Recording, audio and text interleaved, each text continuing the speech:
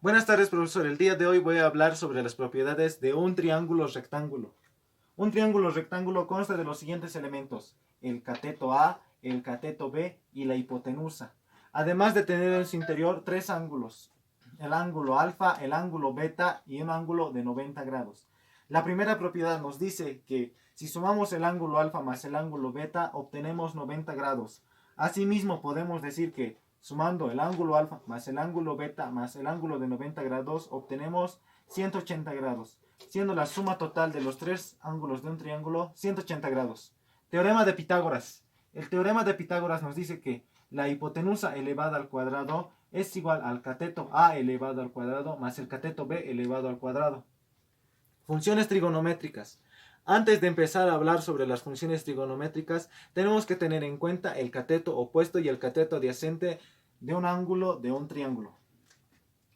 El cateto opuesto del ángulo beta vendría siendo el cateto B, puesto que está frente de este.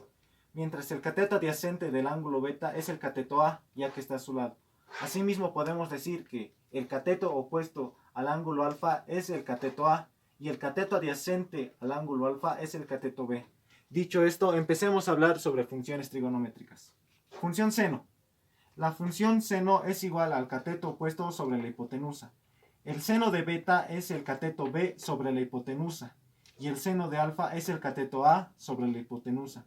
Función coseno. La función coseno es igual al cateto adyacente sobre la hipotenusa. El coseno de beta es igual al cateto A sobre la hipotenusa y el coseno de alfa es igual al cateto B sobre la hipotenusa. Función tangente.